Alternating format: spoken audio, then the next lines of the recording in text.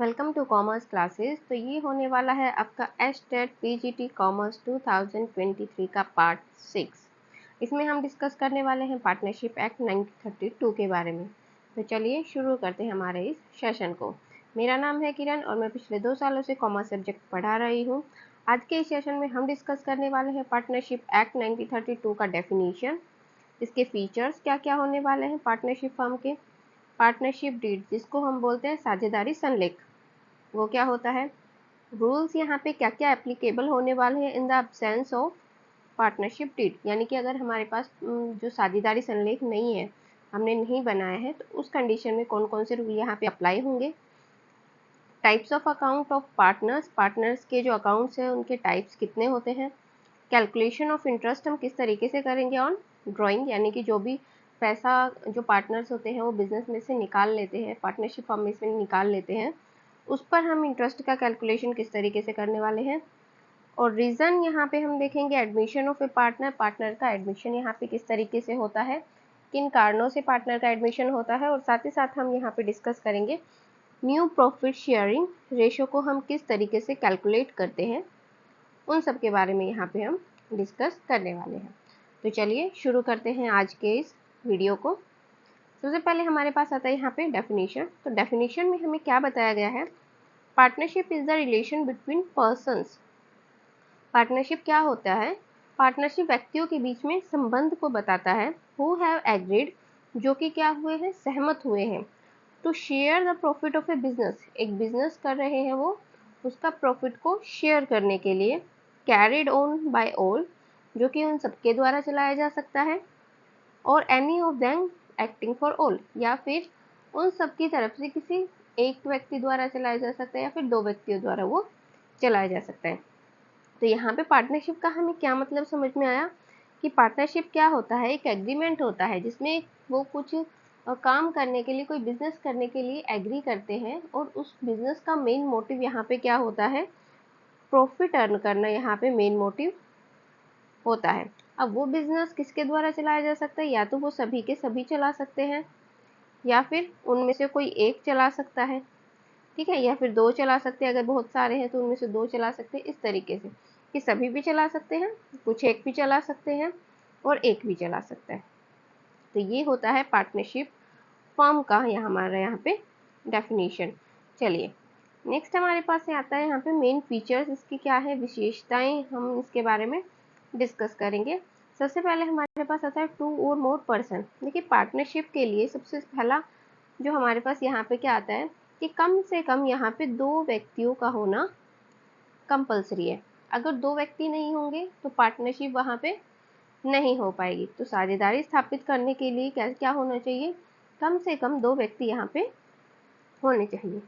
साथ ही साथ क्या दिया हुआ है, एग्रीमेंट होना चाहिए उनके बीच, क्या होना चाहिए, एक समझौता होना चाहिए।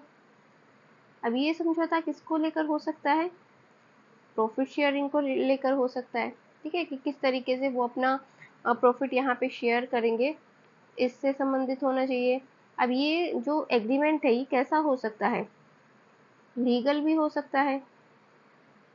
लीगल यानी कि उन्होंने जैसे कोई एफिडेविट वगैरह साइन किया हो, या फिर नॉन लीगल भी हो सकता है। नॉन लीगल मतलब ये नहीं कि इलीगल आपने कोई कर रहे हैं, नॉन लीगल का मतलब यहाँ पे क्या है कि उन्होंने कोई ऐसा समझौता मतलब लिखित में ना किया हो, एफिडेविट उन्होंने साइन नहीं किया हो, हम उन्होंने सिर्फ कैसा किया हो, बातचीत करके कोई सहमति उन्होंने प्रकट कर दी हो, तो उस तरीके का एग्रीमेंट भी कैसा माना जाएगा, वो भी पार्टनरशिप मानी जाएगी।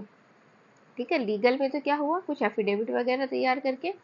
और दूसरा तरीका क्या हो सकता है कि लिखित हो सकता है, मौखिक हो सकता है, यानी कि वो कुछ लिख सकते हैं कि हम इस तरीके से अपना प्रॉफिट है वो शेयर करेंगे, या ये काम हम करेंगे, इस तरीके से हम अपनी कैपिटल लगाएंगे।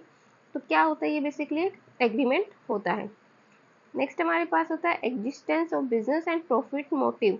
देखिए बिजनेस यहाँ पे क्या होना चाहिए, एग्जिस्ट करना चाहिए, स्थापित होना चाहिए। ऐसा नहीं है कि पार्टनरशिप फर्म हो खोल दी और उसका कोई बिजनेस ही नहीं है, कोई काम ही नहीं कर रही है वो, इस तरीके की नहीं होनी चाहिए। कैसी होनी चाहिए, उसका अपना कोई एग्जिस्टेंस होना चाहिए, स्थान होना चाहिए जिस स्थान पर वो स्थापित की गई है। साथ ही साथ कैसा होना चाहिए, उसका प्रॉफिट मोटिव होना चाहिए, उस बिजनेस का मेन मोटिव पर्पस क्या होना चाहिए यहाँ पे, लाभ कमाना। अगर वो लाभ कमाने के उद्देश्य से नहीं की गई है तो उसको हम पार्टनरशिप यहाँ पे नहीं कहेंगे। ठीक है, यानी कि एग्जिस्टेंस होना चाहिए और प्रॉफिट मोटिव यहाँ पे होना चाहिए। नेक्स्ट हमारे पास आता है शेयरिंग ऑफ प्रॉफिट। अब क्या होता है, जैसे प्रॉफिट मोटिव के बारे में हमने कहा है कि जो बिजनेस हम कर रहे हैं यहाँ पे उसका मेन मोटिव क्या होना चाहिए, प्रॉफिट अर्न करना। ठीक है, अब पार्टनर्स है हमारे पास, वो कोई बिजनेस कर रहे हैं तो प्रॉफिट के लिए कर रहे हैं, तो साथ ही साथ उनको क्या करना पड़ेगा, प्रॉफिट को डिस्ट्रीब्यूट भी करना पड़ेगा। मान लीजिए 3 यहाँ पे क्या है हमारे साझेदार हैं, ए हो गया, बी हो गया, सी हो गया।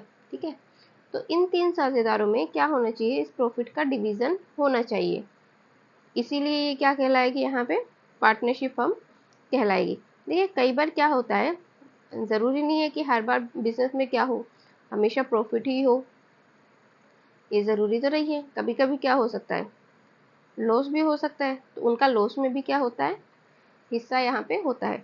लेकिन साझेदार क्या करते हैं, कभी कभी कुछ पार्टनर्स को वो ऐसे रख देते हैं कि उनको लॉस में हिस्सा नहीं दिया जाता, तो वो भी क्या कहलाएगी यहाँ पे, पार्टनरशिप फर्म कहलाई जाएगी। ठीक है, तो लॉस में हिस्सा नहीं दिया जाता, ये यूजुअली किस के केस में होता है, माइनर के केस में।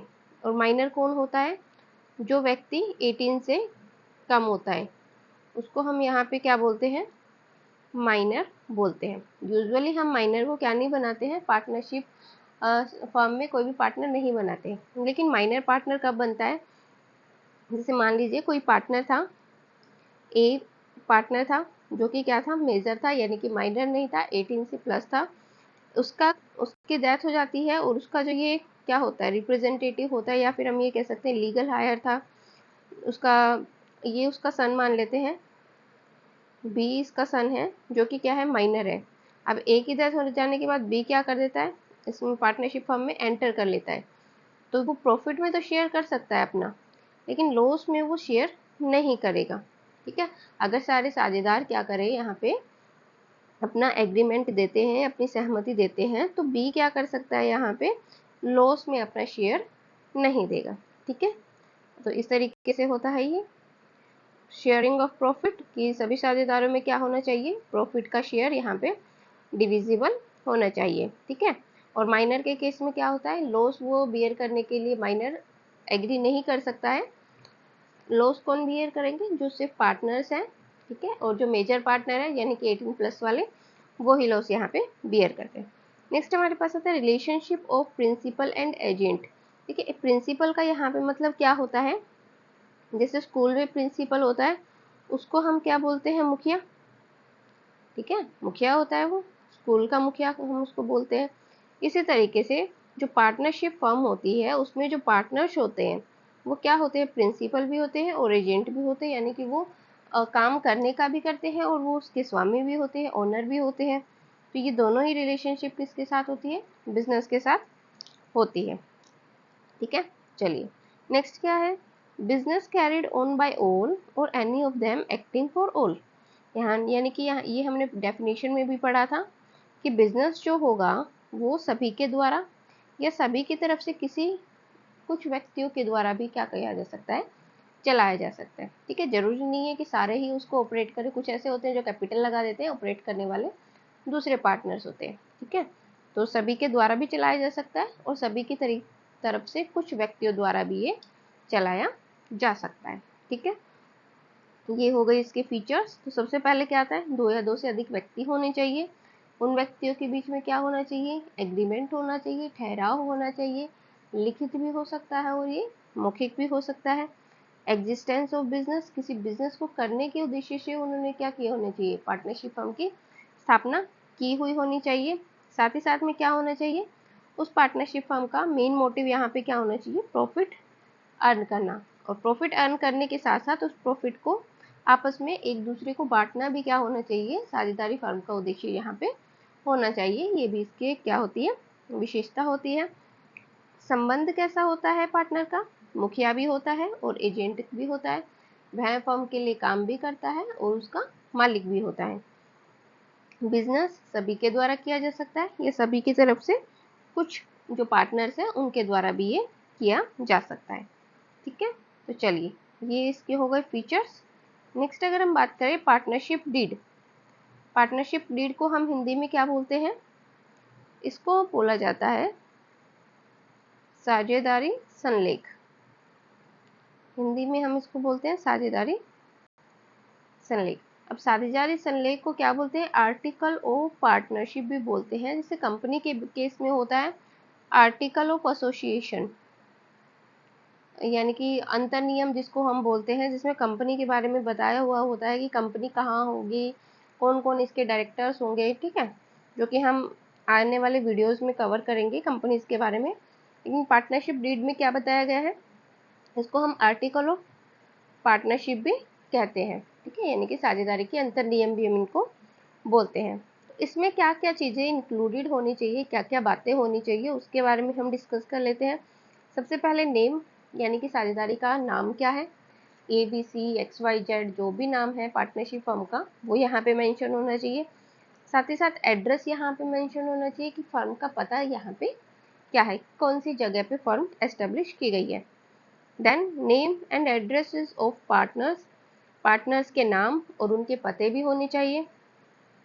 नेचर ऑफ बिजनेस, बिजनेस की प्रकृति क्या है, किस तरीके का व्यवसाय आप करने वाले हो। कैपिटल्स ऑफ पार्टनर्स की, जो आपके साझेदार हैं उन्होंने कितनी कितनी पूंजी यहाँ पे लगाई हुई है, वो यहाँ पे होगा।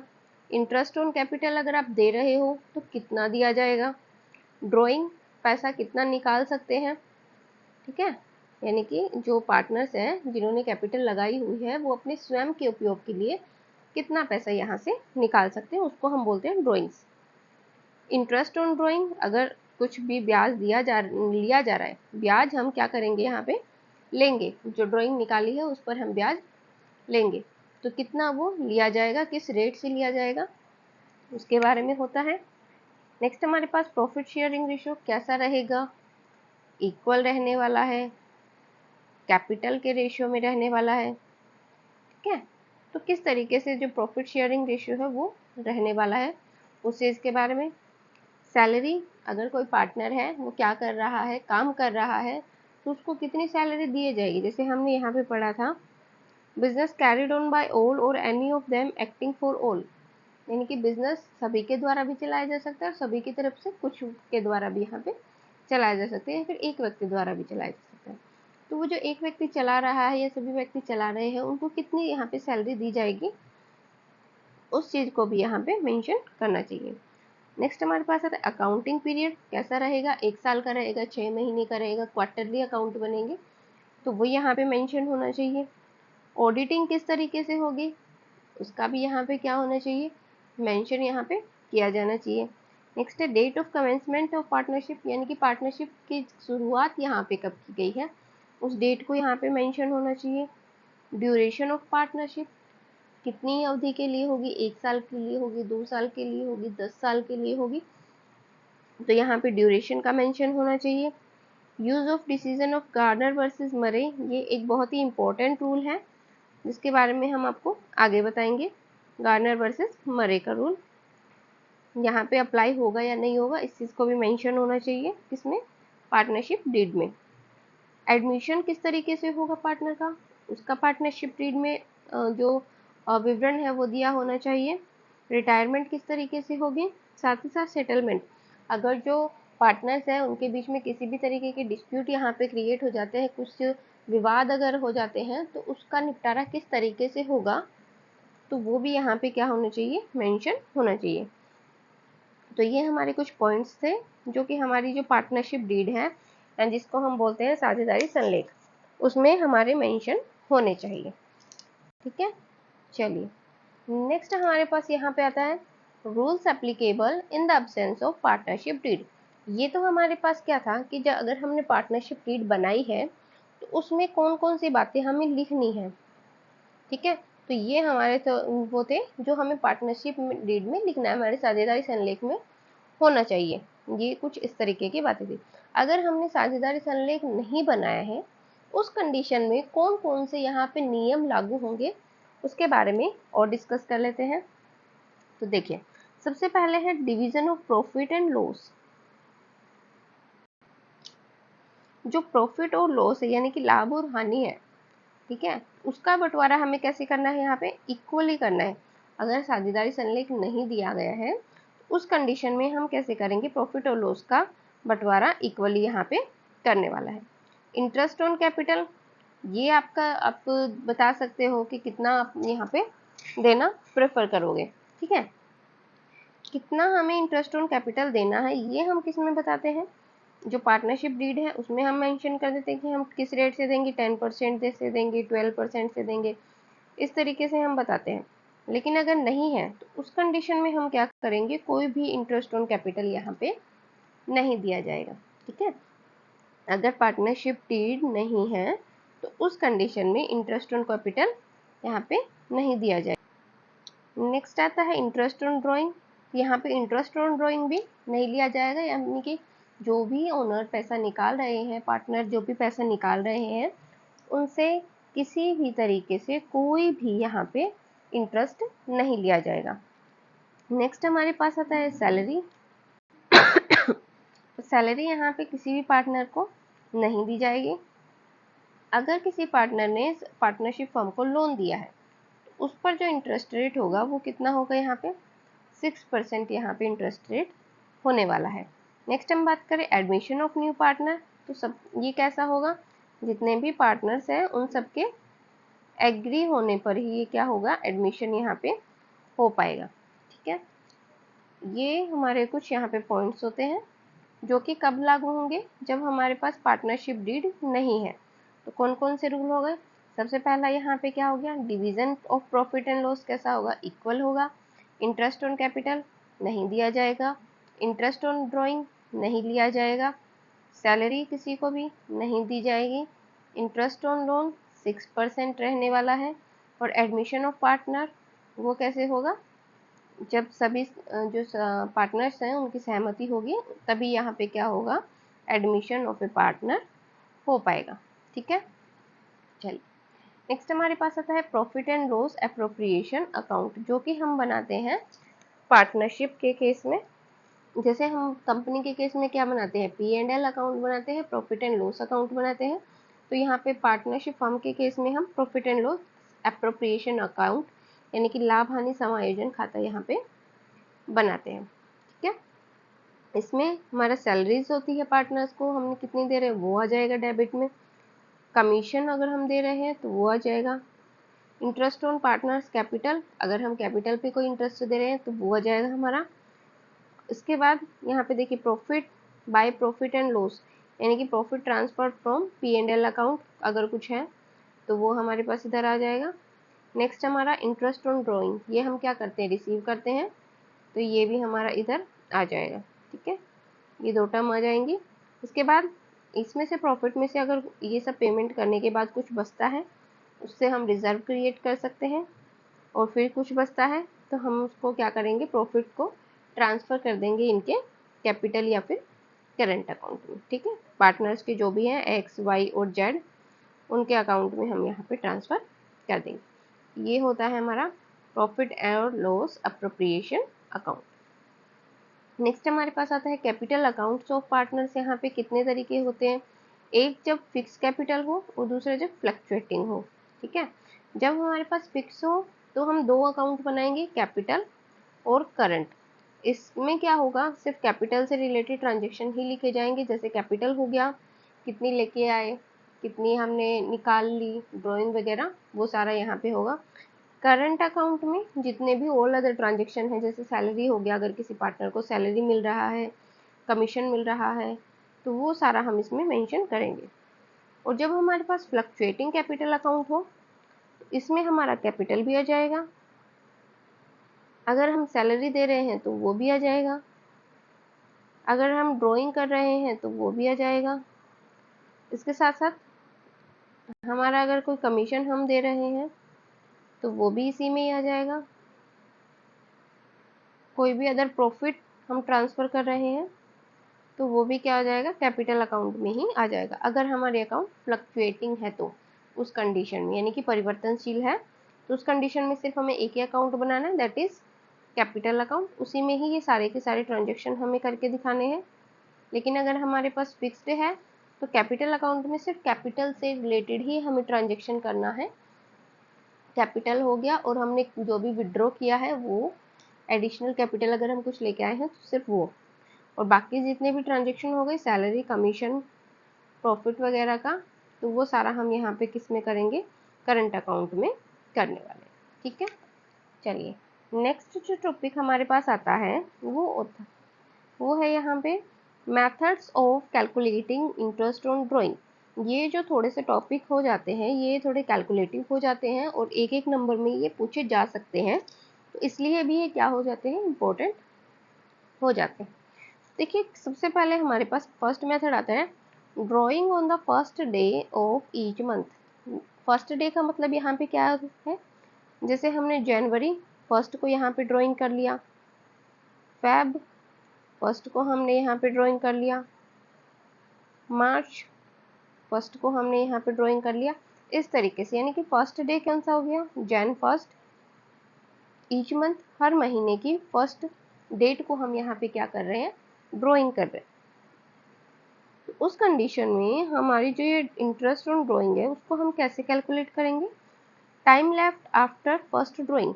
देखिए जैन फर्स्ट है, उसके बाद अगर हम देखें तो कितने महीने बच जाते हैं हमारे पास, अगर हमारे अकाउंट 31 दिसंबर को क्लोज हो रहे हैं तो हमारे पास पूरे 12 मंथ बच जाते हैं। ठीक है, बच गए। उसके बाद क्या कहा गया है यहाँ पे, time left after last drawing. अगर हम लास्ट ड्राइंग करेंगे तो हमारी लास्ट ड्राइंग कब हो जाएगी, दिसंबर फर्स्ट को हो जाएगी। यानी कि time left after first drawing यहाँ पे हमारे पास 12 हो गया, और दिसंबर फर्स्ट को अगर हम लास्ट ड्राइंग कर रहे हैं तो हमारे पास कितने महीने बच जाएंगे, यहाँ पे 1 महीना यहाँ पे बच जाएगा। ठीक है, बच गया। उस कंडीशन में हम क्या करेंगे, जो ड्राइंग का कैलकुलेशन है वो किस तरीके से करेंगे, यहाँ पे ये हो गया 12 और ये हो गया 1 और डिवाइड कर देंगे 2 से, यानी कि हमारे पास कितना आ जाएगा यहाँ पे 13/2, यानी कि हमारे पास महीने आ गए 6.5 मंथ। ठीक है, यानी कि अगर हम ड्राइंग पर जो हम ड्राइंग का कैलकुलेशन कर रहे हैं इंटरेस्ट का, वो हम कितने महीनों के लिए करेंगे, 6.5 मंथ के लिए हम यहाँ पे करने वाले हैं। ये किस कंडीशन में होगा, किस कंडीशन में होगा ये, जब हम क्या कर रहे हैं, जो फर्स्ट मंथ है, जो महीने का पहला दिन है, हर महीने के पहले दिन पर अगर हम ड्राइंग कर रहे हैं तो उस कंडीशन पे हमें ये वाला रूल यहाँ पे फॉलो करना है। और जैसे मान लीजिए आप 2000 की हर महीने ड्राइंग कर रहे हो 10% की रेट से, तो आपका यहाँ पे टाइम कितना होता है 6.5, या फिर आप क्या कह सकते हो इसको, आप सीधा सीधा इसको 13/2 भी कह सकते हो। ठीक है, यहाँ पे 2 जीरो से 2 जीरो कैंसिल हो जाएंगे और यहाँ पे हो जाएगा 2 पंजो 10। ठीक है, तो यहाँ पे 13 पंजो 65 हो गया, और 65 दूनी कितने होते हैं 130, यानी कि 1300 रुपये यहाँ पे क्या हो जाएगा, इंटरेस्ट यहाँ पे हो जाएगा। ठीक है, इस तरीके से आप यहाँ पे कैलकुलेट कर सकते हो। नेक्स्ट हमारे पास आता है यहाँ पे drawing on the last day of each month, यानी कि अब आप क्या कर रहे हो, जनवरी 31 को यहाँ पे आप जो ड्राइंग है वो विड्रॉ यहाँ पे कर रहे हो। उस कंडीशन में क्या हो जाएगा, time left after first drawing. देखिए फर्स्ट ड्राइंग है, इसके बाद आपके पास टाइम कितना बचता है, अब आपने यहाँ पे जनवरी 31 को कर लिया तो आप फैब से काउंट कर लीजिए, फैब, मार्च, अप्रैल, जून, जुलाई, अगस्त, सितंबर, अक्टूबर, नवंबर और दिसंबर, यानी कि आपके पास बचते हैं 11 मंथ, क्योंकि जनवरी को आपने लास्ट में किया है। उसके बाद time left after last drawing, अब लास्ट ड्राइंग के बाद आपके पास कुछ बचता है, बिल्कुल नहीं बचने वाला, क्योंकि आप लास्ट ड्राइंग कब करोगे 31 दिसंबर को। उसके बाद अपॉन में क्या कर देंगे हम 2। ठीक है, इस तरीके से आपका यहाँ पे जो इंटरेस्ट रेट होगा या फिर आपका जो टाइम इंटरेस्ट आप कैलकुलेट करोगे वो कितने टाइम के लिए करोगे, यहाँ पे 5.5 मंथ के लिए यहाँ पे आप इंटरेस्ट का कैलकुलेशन करोगे।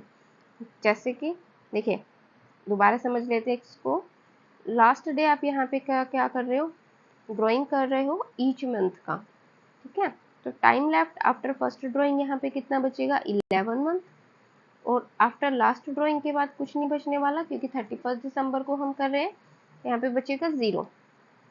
11 प्लस 0 यहाँ पे हमारे पास मंथ बन जाते हैं 5.5 मंथ। ठीक है, तो चलिए इसका हम एक एग्जाम्पल के थ्रू हम आपको समझाते हैं। एग्जाम्पल वही ले लेते हैं कि हर महीने आप लास्ट डे को 2000 रुपीज़ का क्या कर रहे हो, ड्राइंग कर रहे हो। ठीक है, हर महीने कर रहे हो। मल्टीप्लाई हम यहाँ पे कर देंगे, किस चीज़ से कर देंगे कि हमारा जो रेट है वो इंटरेस्ट रेट वो कितना है यहाँ पे, उसके बाद हमारा जो टाइम है वो कितना बनता है, यानी कि हमारा 11/2 हमारा बन रहा था। इस तरीके से हम यहाँ पे कैलकुलेशन कर लेंगे। 00 से यहाँ पे 00 चला जाएगा, ये यहाँ पे 10 हो जाएगा, और इसको हम मल्टीप्लाई कर देंगे तो हमारे पास यहाँ पे 1100 रुपये यहाँ पे बन करके आ जाएगा। ठीक है, तो ये हमारा इंटरेस्ट हो जाएगा। नेक्स्ट हमारा है drawing any day of the month. अगर हम महीने के किसी भी दिन ड्राइंग कर रहे हैं तो हम सीधा सीधा यहाँ पे 6 मंथ का कैलकुलेट कर लेंगे। ठीक है, तो ये हमारे पास 3 मेथड थे। सबसे पहला, जब हम फर्स्ट डे को कर रहे हैं तो उसमें हमें 13/2 लेके चलना है। ठीक है, time left after first drawing plus time left after last drawing. अगर हम क्या कर रहे हैं, लास्ट डे में कर रहे हैं तो time left after first drawing और time left after last drawing, यानी कि हमारे पास यहाँ पे कितना हो जाएगा, 11/2। और अगर हम क्या कर रहे हैं, कभी भी कर रहे हैं, कभी 15 को कर रहे हैं, कभी 11 को कर रहे हैं, कभी 13 को कर रहे हैं, उस कंडीशन में हम सीधा सीधा 6 मंथ का यहाँ पे कैलकुलेट कर लेंगे। ठीक है, चलिए इसमें क्या कहा गया है, इंटरेस्ट ऑन कैपिटल के बारे में। The partners are paid interest on capital that remain outstanding. जो भी इंटरेस्ट, जो भी कैपिटल होती है वो आउटस्टैंडिंग बच जाती है तो उस पर हम क्या करते हैं, इंटरेस्ट को पे करते हैं। The maximum rate of interest that can be paid to the owner is 12% as per income tax act under section 40B।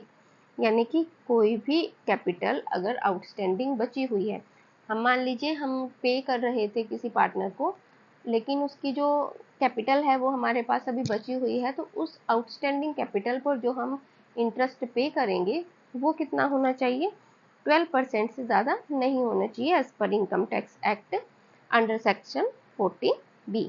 ठीक है, चलिए नेक्स्ट हमारे पास आता है एडमिशन ऑफ ए पार्टनर, कि किस तरीके से हम एडमिशन करेंगे पार्टनर का। तो वो यहाँ पे हमें बताया हुआ है। सबसे पहले हमारे पास आता है रीज़न, क्या क्या रीज़न होनी चाहिए यहाँ पे एडमिटिंग ए पार्टनर। देखिए कोई भी पार्टनर है, अगर नया है, लेके आएगा कुछ, क्या लेके आएगा, सबसे पहली बात तो वो क्या लेके आता है, पैसा लेके आएगा बिजनेस के लिए। तो हम कह सकते हैं कि वो हमारे लिए क्या लेके आएगा, कैपिटल लेके आएगा। दूसरा, कोई नया पर्सन आता है तो उसके पास क्या होता है, अपना नॉलेज होता है। ठीक है, अपना नॉलेज होता है, और क्या होता है, अपना स्किल होता है। इसके लिए भी हम पार्टनर्स को क्या कर सकते हैं, एडमिट कर सकते हैं। ठीक है, मेन तो यहाँ पे क्या हो सकता है, कैपिटल हो सकता है और उसका नॉलेज हो सकता है किसी भी पार्टनर को एक पार्टनरशिप फर्म में एडमिट करने के लिए। आप भी कोई अगर बिजनेस कर रहे हो, अगर आप किसी अनदर पर्सन को अपने बिजनेस में इंक्लूड करना चाह रहे हो तो उसके लिए कंडीशन क्या होगी कि या तो उस बंदे के पास पैसा होना चाहिए, अगर पैसा होगा तो वो आपके बिजनेस में पैसा लगा सकेगा, या फिर उसके पास क्या होना चाहिए, कोई आर्ट होनी चाहिए, कोई स्किल होनी चाहिए जिसको आप क्या कर सको, अपने बिजनेस में यूज़ कर सको। अगर कोई भी पर्सन है उसके पास ना तो पैसा है ना उसके पास कोई स्किल है, तो क्या आप उसको पार्टनर बनाना चाहोगे, बिल्कुल नहीं चाहोगे। पार्टनर आप किस कंडीशन में बनाओगे, यदि उसके पास पैसा है तो आप उसको पार्टनर बनाओगे, या फिर उसके पास कोई हुनर है, कोई स्किल है, कोई ज्ञान है, कौशल है, तो ही आप क्या बनाओगे, उसको अपना फर्म में पार्टनर बनाओगे। ठीक है, बेसिक सी बात है। तो यही बात बताई गई है यहाँ पे। रीज़न यहाँ पे क्या है, admitting for a new partner. A new partner में be admitted for the following purpose. Firstly यहाँ पे क्या है, फॉर प्रोक्योरिंग एडिशनल कैपिटल, यानी कि बिजनेस को क्या चाहिए, हमारी फर्म को क्या चाहिए, एडिशनल कैपिटल चाहिए। उसके लिए भी हम क्या कर सकते हैं, यहाँ पे पार्टनर को एडमिट कर सकते हैं। नेक्स्ट हमारे पास क्या आता है, for acquiring additional managerial skill, यानी कि हमें प्रबंधकीय कौशल की आवश्यकता है, मैनेजमेंट करने के लिए हमें अच्छी स्किल की आवश्यकता है, तो उसके लिए भी हम क्या कर सकते हैं, पार्टनर को एडमिट यहाँ पे कर सकते हैं।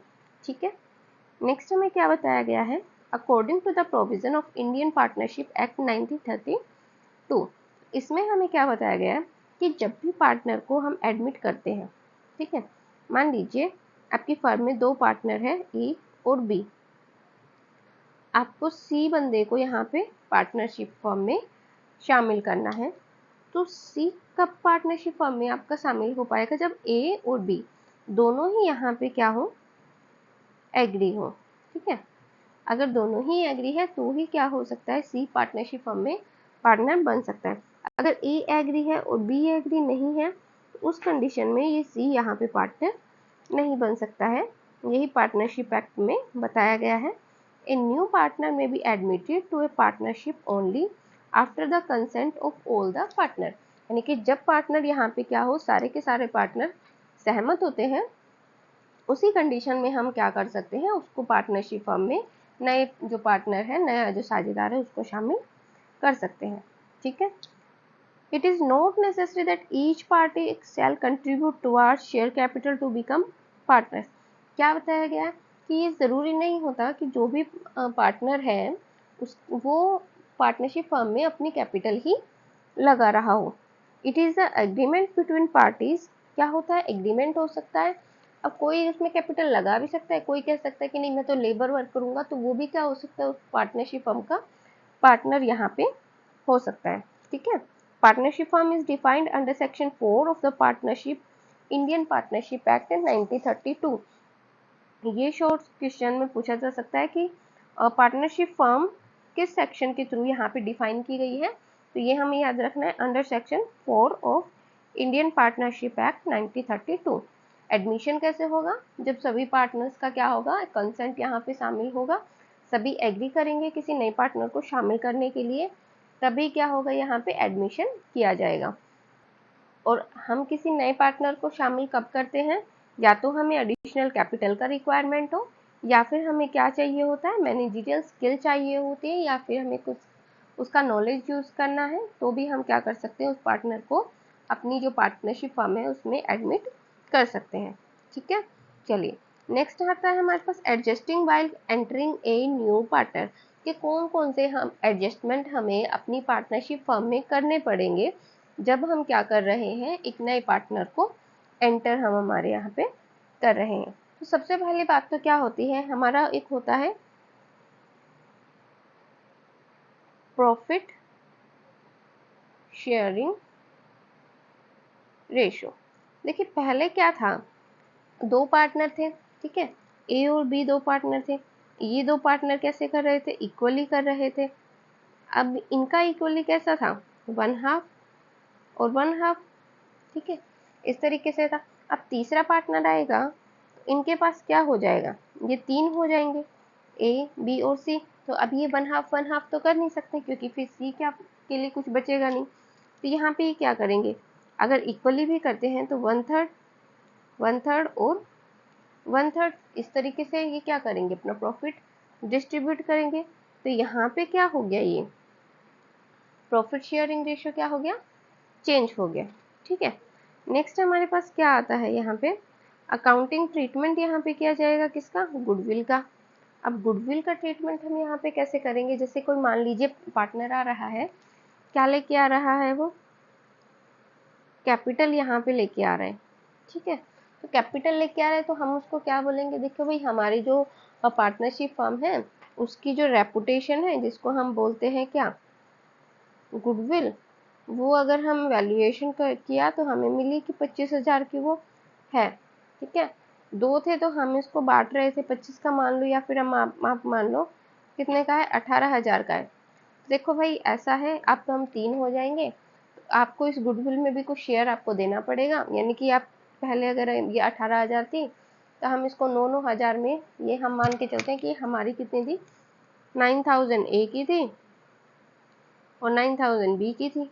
तो भाई 9,000 आप अपनी तरफ से लेके आओ, किसका अमाउंट, शेयर ऑफ गुडविल आप यहाँ पर लेकर के आओगे।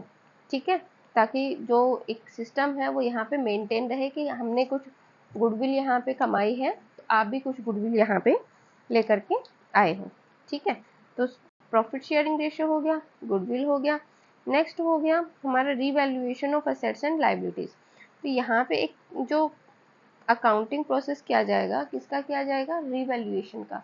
जो हमारी एसेट्स और लायबिलिटीज है उनका रीवैल्यूएशन किया जाएगा कि एसेट्स आपकी कुछ इंक्रीज हुई है या डिक्रीज हुई है, लायबिलिटीज में किस तरीके से इंक्रीज आया है या डिक्रीज आया है, तो वो सब यहाँ पे किया जाएगा।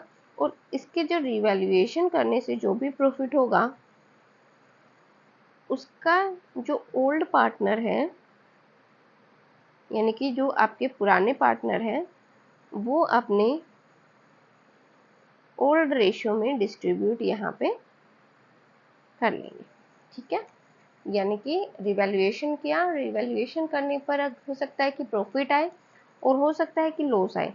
तो प्रॉफिट आए चाहे लॉस आए, उसको क्या करेंगे, जो ओल्ड पार्टनर रहेंगे वो अपने प्रॉफिट शेयरिंग रेशियो में उसको डिस्ट्रीब्यूट कर लेंगे। ठीक है, नेक्स्ट हमारे पास आता है adjustment of reserve and profit and loss. कुछ रिजर्व, देखिए पहले आपने कुछ कमा रखा है, ठीक है, मान लीजिए आपके पास 2000 रुपये है, कोई तीसरा बंदा भी आ रहा है, वो कह रहा है नहीं भाई मैं भी बिजनेस करूंगा, तो पुराने साझेदार कैसे क्या कहेंगे, देखो भाई ये 2000 है, ये तो हम अपने पुराने रेशो में ही बांटेंगे, हम आपको इसमें से कुछ नहीं देंगे, क्योंकि आप अब आए हो तो उसके बाद क्या करोगे, यहाँ पे नेक्स्ट काम आप करने वाले हो इस डेट के बाद से, यानी कि इस डेट से पहले का जो भी है वो तो हमारे जो हम पुराने साझेदार हैं उनमें ही बटेगा। कौन से रेशो में, पुराने रेशो में। ठीक है, यानी कि ये जो चीज़ें होती हैं रिवैल्यूएशन करना, ये सब पहले की है, नए पार्टनर के आने से पहले की। रिजर्व प्रॉफिट लॉस ये जो भी है, और एडजस्टमेंट हो गया यहाँ पे पार्टनर्स का capital in their profit sharing ratio. ये एडजस्टमेंट कैसा होगा कि अगर मान लीजिए यहाँ पे कोई लॉस हो जाता है तो उसको यहाँ पे एडजस्ट कर देंगे, यहाँ पे कुछ लॉस था तो उसको भी यहाँ पे एडजस्ट कर देंगे, यहाँ पे कुछ प्रॉफिट था तो वो भी यहाँ इनके कैपिटल अकाउंट में ट्रांसफ़र हो जाएगा, और यहाँ पे कुछ प्रॉफिट था तो वो भी यहाँ पे इनके कैपिटल अकाउंट में ट्रांसफ़र हो जाएगा। तो इस तरीके से हम यहाँ पे क्या कर देंगे, एडजस्टमेंट कर देंगे। तो कौन कौन से एडजस्टमेंट हमने यहाँ पे किए हैं, सबसे पहले न्यू प्रॉफिट शेयरिंग रेशियो का, देन हमने गुडविल का ट्रीटमेंट किया है, देन हमने रिवैल्यूएशन किया है एसेट्स और लाइबिलिटीज़ का, उसके बाद एडजस्टमेंट किए हैं किसमें, रिजर्व में, प्रॉफिट और लॉस में, और उसके बाद एडजस्टमेंट किए हैं किसमें, पार्टनर्स के, ओल्ड पार्टनर्स के कैपिटल अकाउंट में। यहाँ तक हो गया। चलिए नेक्स्ट हमारे पास आता है calculation of new profit sharing ratio, कि न्यू प्रॉफिट शेयरिंग रेशियो का हम कैलकुलेशन किस तरीके से करते हैं, तो वो हम यहाँ पे डिस्कस करने वाले हैं।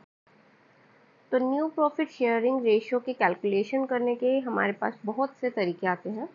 जैसे सबसे पहला हमारे पास यहाँ पे क्या दिया हुआ है कि when only new partner share is given in the question, यानी कि जो नया पार्टनर है, जिस पार्टनर ने साझेदारी फर्म में एंटर किया है, सिर्फ उसी का ही रेशियो दिया हुआ हो, तो उस कंडीशन में हम किस तरीके से न्यू प्रॉफिट शेयरिंग रेशियो को कैलकुलेट करेंगे।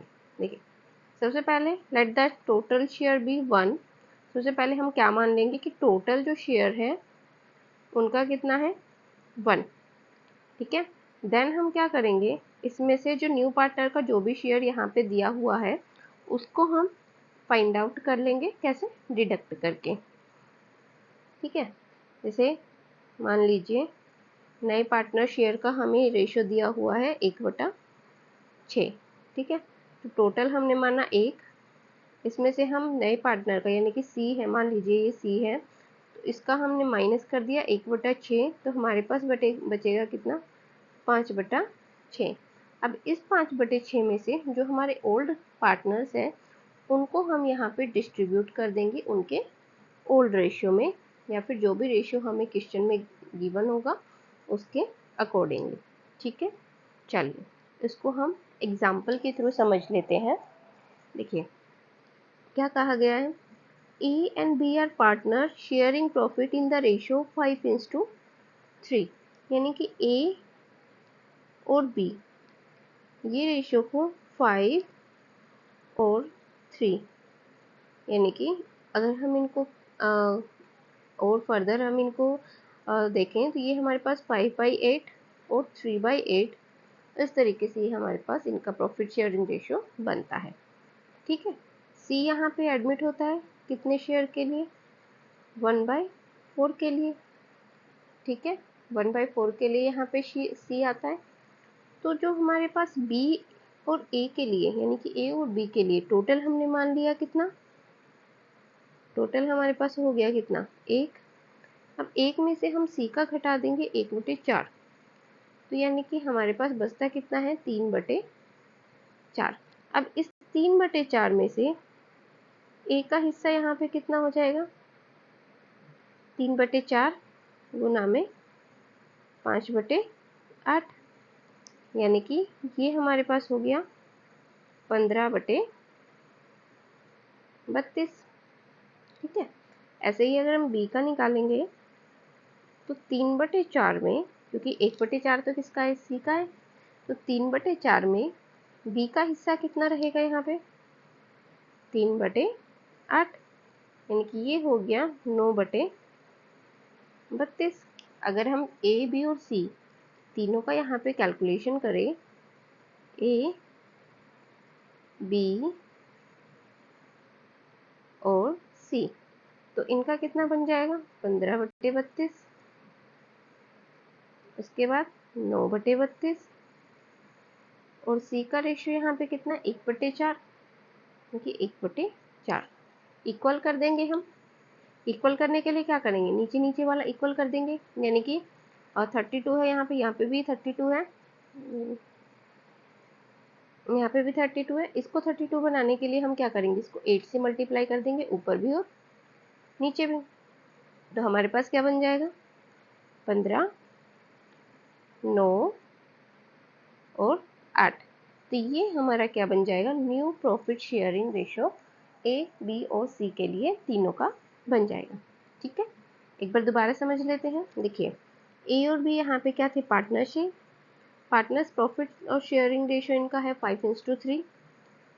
ठीक है, 5:3 में ये डिस्ट्रीब्यूट कर रहे हैं। सी यहाँ पे एडमिट होता है कितने के लिए, 1/4 शेयर ऑफ फ्यूचर प्रॉफिट, यानी कि फ्यूचर में जो भी प्रॉफिट होने वाला है उसमें 1/4 शेयर के लिए कौन आ रहा है, यहाँ पे सी आ रहा है।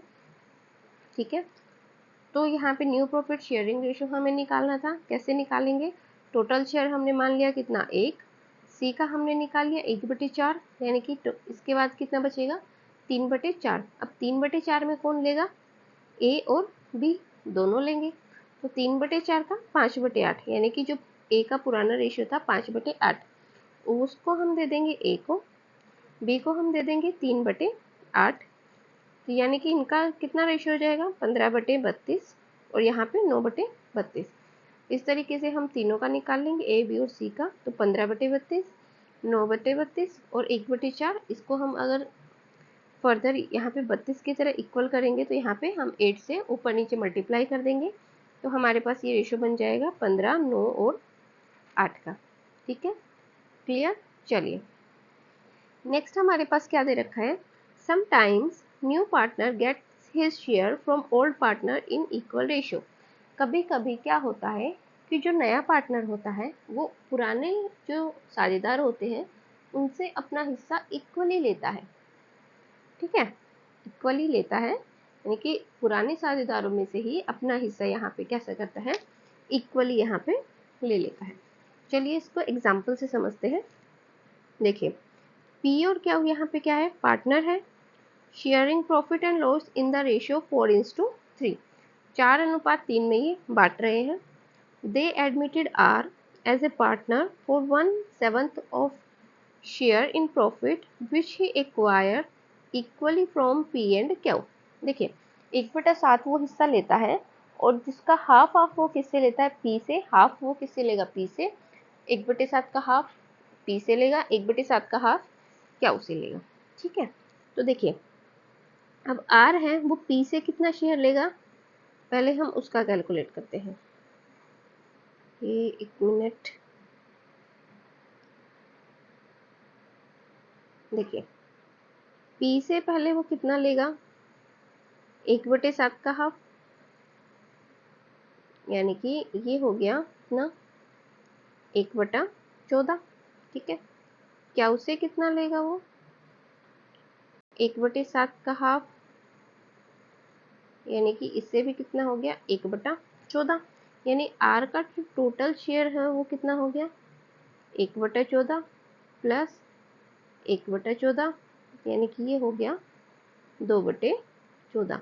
अगर हम इसको काटेंगे तो हमारे पास 1/7 ही यहाँ पे आने वाला है, ठीक है।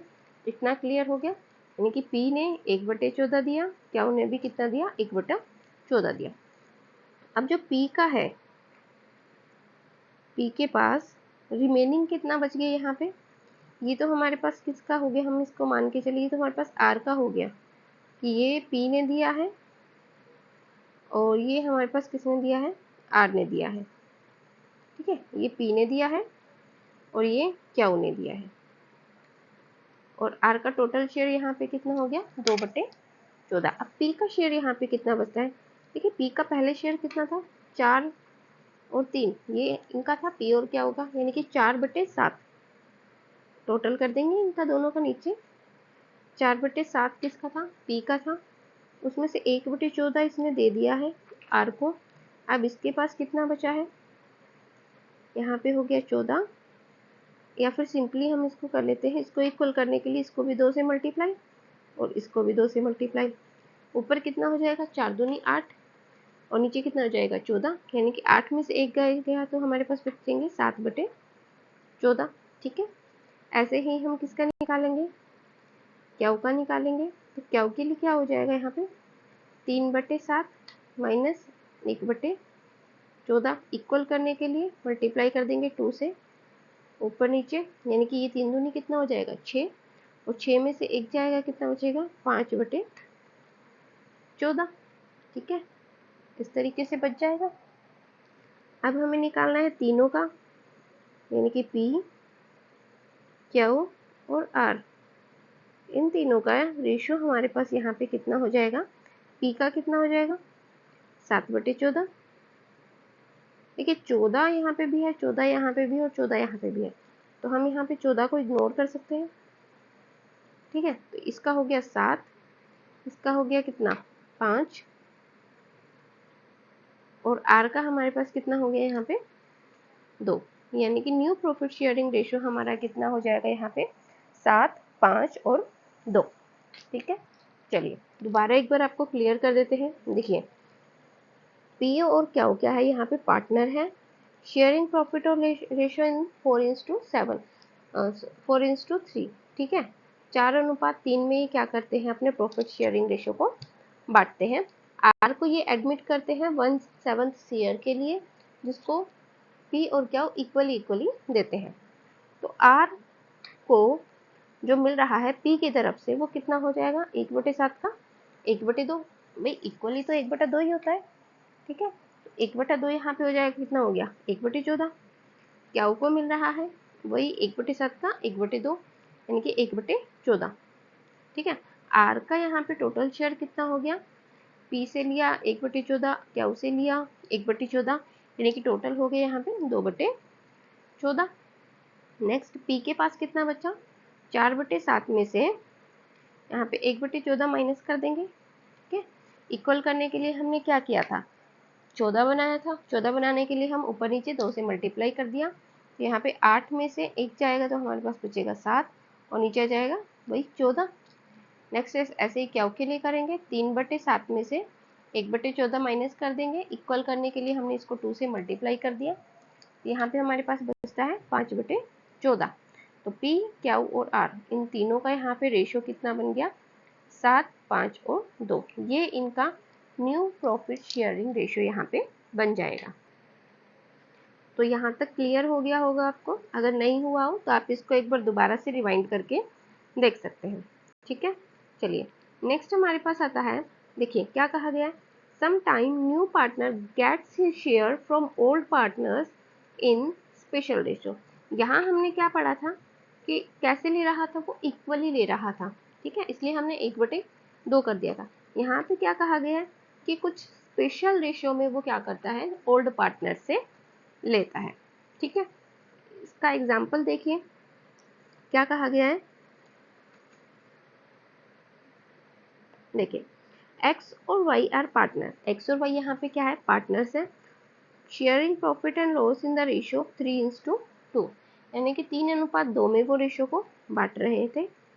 दे एडमिटेड जेड, जेड नया पार्टनर आता है, कितना लेता है वो 1/5 लेता है अपना शेयर।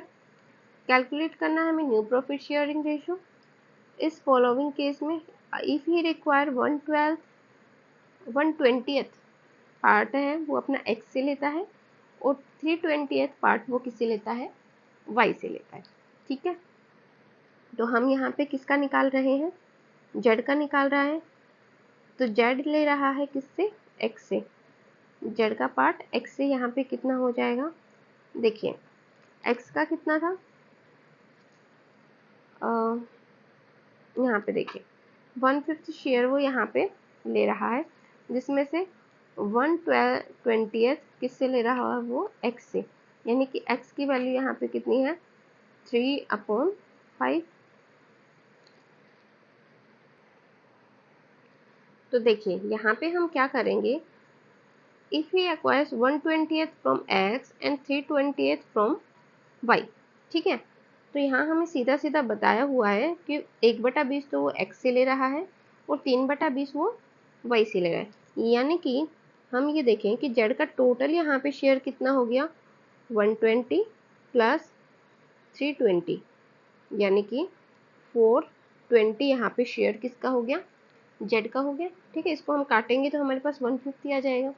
उसके बाद हमारे पास एक्स आता है, एक्स का शेयर कितना बचता है, देखिए एक्स का शेयर कितना था पहले, 3:5, यानी कि 3:5। 3:2 है, यानी कि 3/5 हो जाएगा। उसमें से 1/20 उसने किसको दे दिया है, जेड को दे दिया है, यहाँ पे माइनस कर देंगे। अब इसका शेयर कितना बचेगा, देखिए दोनों तरीक़ों से आप कर सकते हो, यहाँ पे इसको 4 से मल्टीप्लाई करके भी कर सकते हो। तो यहाँ पे हमारे पास बचेगा 11/20, इस तरीके से बचेगा। दूसरा आप एलसीएम लेके कर सकते हो। एलसीएम लेके कैसे करोगे, यहाँ पे हमने ले लिया इसका 20 एलसीएम आ गया, 5 को यहाँ पे डिवाइड करेंगे, 20 को 5 से तो 4 बार में जाएगा और 4 3 यहाँ पे हो गए 12, कि 12 में से हम 1 माइनस करेंगे तो ये हमारे पास हो गया 11/20। ठीक है, ऐसे ही हम वाई का निकाल लेंगे। वाई का कैसे निकालेंगे, 2/5 और माइनस कर देंगे 3/20, यानी कि वाई से वो कितना ले रहा है, 3/20। तो यहाँ पे हम कैसे निकाल लेंगे, इसका हो गया 20 और वही 5 चक्के 20 हो गया, 4 पे गया तो 4 दूनी 8, 8 में से 3 यहाँ पे माइनस करेंगे तो हमारे पास आएगा 5/20। ठीक है, तो ये हमारा रेशियो बन गया। और रेशियो अगर हम तीनों का बनाएंगे, एक्स का कितना हो गया, देखो सबके नीचे क्या इतना है, 20 है, यहाँ पे भी 20 है और यहाँ पे भी 20 है। एक्स का रेशियो हमारे पास हो गया कितना, 11। नेक्स्ट हम बात करें वाई की, तो हमारे पास कितना हो गया यहाँ पे 5। और अगर हम बात करें जेड की, तो यहाँ पे हमारे पास हो गया कितना, 4। ठीक है, इस तरीके से हम यहाँ पे रेशियो यहाँ पे फाइंड आउट कर लेंगे। देखिए दोबारा एक बार क्लियर कर देते हैं, क्या कहा गया है, एक्स और वाई यहाँ पे क्या है, पार्टनर्स है, शेयरिंग करते हैं प्रॉफिट और रेशियो को 3:2 में। ठीक है, जेड को यहाँ पे एडमिट करते हैं जो कि न्यू पार्टनर है, 1/5 शेयर के लिए वो यहाँ पे आता है। ये इनका प्रॉफिट शेयरिंग रेशियो हमें निकालना है। अगर वो 1/20 किससे लेता है, एक्स से लेता है, और 3/20 किससे लेता है, वो वाई से लेता है। ठीक है, तो हमने यहाँ पे क्या किया, सबसे पहले जेड का ही निकाल लिया कि 1/20 हो गया और 3/20 हो गया। यहाँ पे 4/20 से अगर हम इसको काटेंगे तो हमारे पास 1/5 हो जाएगा, यहाँ तक ठीक है। चलिए, एक्स का शेयर था कितना, 3/5, 5 नीचे इनका टोटल आ जाएगा रेशियो का। तो 3/5 किसका था, एक्स का था। उसमें से हमने 1/20 जेड को दे दिया, माइनस करने पर हमारे पास बचता है 11/20। वाई की बात करें तो 2/5 शेयर इसके पास था, 3/20 इसने किसको दे दिया है, जेड को दे दिया है। तो रेशियो इसके पास बचता है 5/20, इतना रेशियो बचता है। ठीक है, उसके बाद क्या किया हमने, इनका तीनों का रेशियो निकाल लिया, किसका, एक्स का, वाई का और जेड का। सबके नीचे 20-20-20 इक्वल थे, तो हमें और इक्वल करने का यहाँ पे ज़रूरत नहीं है। एक्स का हो जाएगा 11, y का हो जाएगा यहाँ पे 5 और z का हो जाएगा यहाँ पे 4, यानी कि 11:5:4 यहाँ पे क्या बन जाएगा, इनका यहाँ पे रेशो बन जाएगा। जब क्या करते हैं, जो न्यू पार्टनर होते हैं वो अपना कुछ स्पेशल रेशो में आने वाले पार्टनर को, सॉरी जो पुराने पार्टनर होते हैं कुछ स्पेशल रेशो में आने वाले पार्टनर को अपना हिस्सा देते हैं। तो उस कंडीशन में हमें इस तरीके से क्वेश्चन को सॉल्व यहाँ पे करना है। ठीक है, नेक्स्ट देखिए, नेक्स्ट क्या कहा गया है, sometimes old partner give a certain part from their share to new partner. Certain part वो दे रहे हैं किसको, न्यू पार्टनर को यहाँ पे वो दे रहे हैं। उस कंडीशन में हम किस तरीके से कैलकुलेट करेंगे तो वो भी हम यहाँ पे देख लेते हैं। देखिए ए और बी यहाँ पे क्या है, शेयर प्रॉफिट इन रेशियो 3:2, ठीक है, 3/5, 3:2 में वो बांट रहे हैं। सी को एडमिट करते हैं, कंडीशन क्या है, A will sacrifice 320 of his share in profit in favour of C और B will sacrifice 1/20 of his share. देखिए दोनों में आपको अंतर बताती हूँ। एक क्वेश्चन हमने यहाँ पे पढ़ा था, एक सेकंड रुकिएगा। देखिए इसमें क्या कहा गया था कि यहाँ पे जो इनका रेशो दिया हुआ था पुराना वाला, और आर यहाँ पे एडमिट कर रहा था 1/7 शेयर के लिए, which he acquire equally from P and Q. ठीक है, जो कि वो क्या कर रहा था, पी और क्यू से इक्वली ले रहा था, किसका, 1/7 का। ठीक है, इसलिए हमने यहाँ पे क्या किया था, 1/7 इंटू 1/2 हमने यहाँ पे इस तरीके से करके और फिर इसको 4/7 में से माइनस करके हमने इसको दिखाया था। ठीक है, इसमें क्या कहा गया था, इसमें 120 फ्रॉम सीधा कहा गया था कि 1/5 तो वो ले रहा है, हमें निकालना नहीं था कि कितना ले रहा है, यानी कि 3/20 में से वो कितना ले रहा था, सॉरी 3/5 में से सीधा सीधा वो 1/20 ले रहा था। तो हमने क्या कर दिया था, सीधा सीधा इस तरीके से 3/5 माइनस 1/20 इस तरीके से हमने सीधा सीधा कर लिया था। नेक्स्ट हमारे पास क्या कह रहा है यहाँ पे, ये थोड़ा सा यहाँ पे कॉम्प्लिकेटेड तो नहीं कहेंगे हम इसको, थोड़ा सा इसको समझने की ज़रूरत है। क्या कह रहा है, ए और B share profit in the ratio of 3:2। ठीक है, 3:2 में वो बांट रहे हैं, एडमिट कर रहे हैं सी को, कंडीशन क्या है, A will sacrifice 3/20 of his share, यानी कि जहाँ पे भी ये आ जाए कि वह अपने शेयर अपने हिस्से का इतना सेक्रीफाइस करेगा, या फिर इतने हिस्से का साथ में लगा आ जाए ऑफ, उस कंडीशन में आपको मान के चलना है कि मल्टीप्लाई होगा ही होगा। ठीक है, उस कंडीशन में आपको क्या करना है, मल्टीप्लाई करना ही करना है। ठीक है, ये चीज़ याद में रखनी है कि A will sacrifice 3/20 of his share in favour of C, यानी कि अपने हिस्से का, अपना हिस्सा उसका कितना है, 3/5 है उसका अपना हिस्सा, और उसमें से वो 3/20 यानी कि 3/20 यानी कि यहाँ पे हो जाता है 9/100, इतना वो किसको देगा, ये सी को देगा। कौन देगा, फ्रॉम ए हम ये कह सकते हैं, या फिर ए से सी लेगा। ठीक है, उसके बाद B will sacrifice 1/20 of his profit in favour of C. ठीक है, 1/20 ऑफ यानी कि अपने हिस्से का, तो अपना हिस्सा उसका कितना है, 2/5, और इसमें से वो कितना देगा, 1/20, यानी कि कैलकुलेट करने पर हमारे पास आता है 2/100। कितना वो किसको देगा, सी को देगा। कौन देगा, फ्रॉम बी। ठीक है, अब हमें अगर ए का निकालना है तो हम कैसे निकालेंगे, ए का हिस्सा कितना था, 3/5, उसमें से उसने 9/100 किसको दे दिया है, सी को दे दिया है, तो हम यहाँ पे माइनस कर देंगे 9/100, माइनस कर दिया।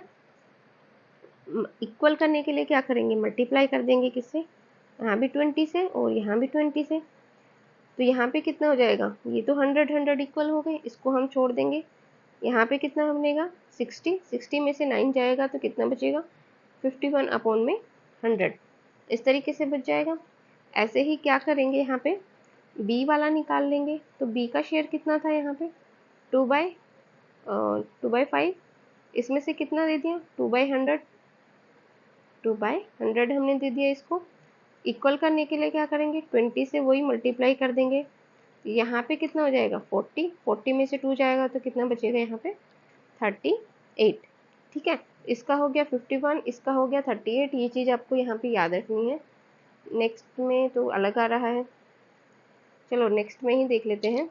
देखिए एक का आ गया 51/100, दूसरे का क्या आ गया 38/100, और जो तीसरा है उसका कितना आ रहा है, यहाँ पे 9 है, यहाँ पे 2 है, तो टोटल कितना हो गया 11/100। तो इनका रेशियो कितना बन जाएगा 51:38:11। इस तरीके से इन तीनों का यहाँ पे रेशियो बन जाएगा।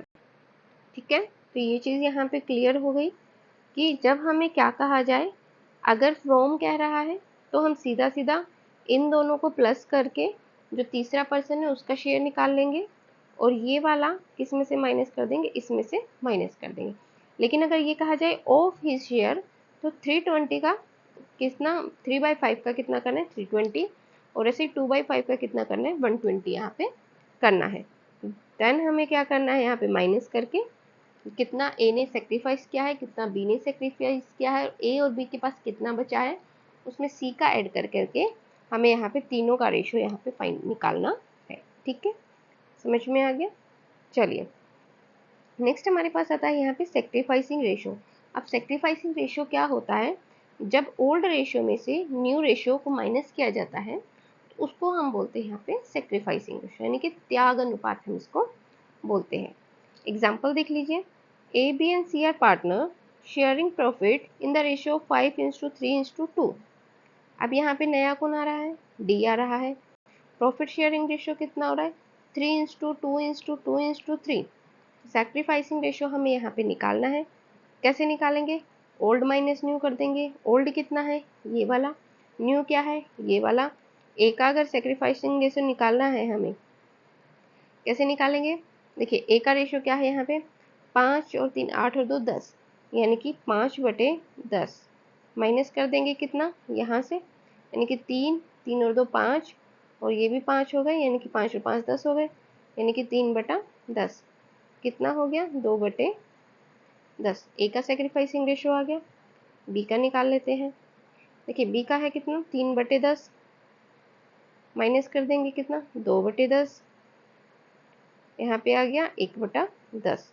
नेक्स्ट क्या है सी, सी का कितना है 2/10, और न्यू रेशियो कितना है 2/10, माइनस करने पे क्या आया 0। तो यानी कि सेक्रीफाइस कौन करना है, कौन कर रहा है यहाँ पे, ए और बी ही सेक्रीफाइस कर रहे हैं। किस रेशियो में 2:1 के रेशियो में ये यहाँ पे सेक्रीफाइस कर रहे हैं। ठीक है, तो ये हमारा सेक्रीफाइसिंग रेशियो हो गया।